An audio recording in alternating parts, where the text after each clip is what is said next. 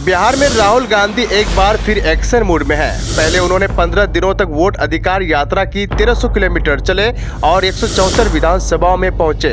पटना में पद यात्रा की और अब फिर लौटे हैं कांग्रेस कार्य समिति की बैठक लेकर। इस बैठक को लेकर कांग्रेसी बहुत उत्साहित है। कांग्रेस का दफ्तर सदाकत आश्रम पूरी तरह से सजा है और इस बार राहुल के एजेंडे पर अति पिछड़ा जाति है।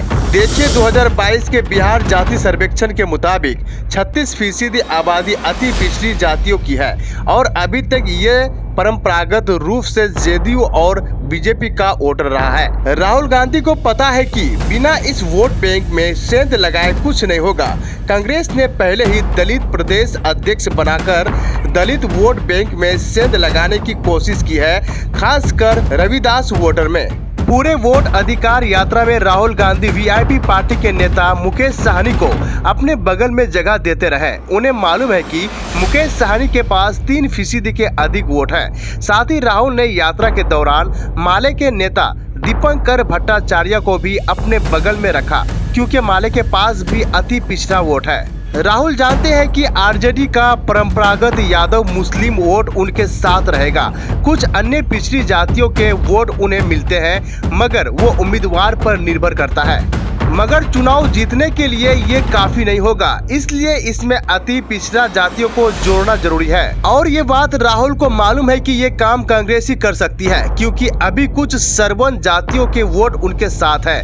साथ ही दलित वोट का एक हिस्सा और अति पिछड़ा वोट का एक हिस्सा यदि महागठबंधन को मिला तो बात बन सकती है। बिहार में अति पिछड़ा वर्ग के 36% और पिछड़े वर्ग के 27% वोट मिला दे तो 36% वोट हो जाते हैं और यही वोट है जो बिहार में चुनाव जीतने का फॉर्मूला बनता है। इसके अलावा प्रियंका गांधी 26 सितंबर को महिलाओं से जुड़ा एजेंडा पेश करेंगी और इसके बाद महागठबंधन पहले ही महिलाओं के लिए 2500 रुपए महीने देने की घोषणा कर चुका है। यानी कांग्रेस चुनाव जीतने के लिए वो सब कर रहा है जो उसे करना चाहिए। आपको बता दें कि राहुल गांधी वोट अधिकार यात्रा के बाद बिहार से चले गए थे, मगर फिर लौटे हैं कुछ और घोषणा करने के लिए।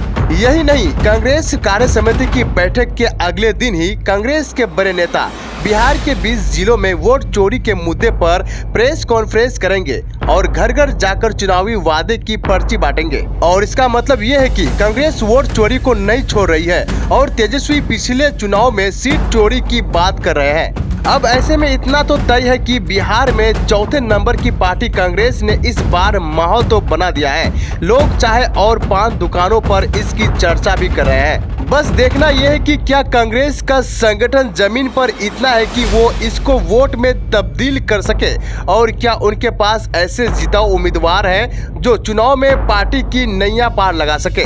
वीडियो इंफॉर्मेटिव लगने पर सब्सक्राइब और शेयर जरूर करें।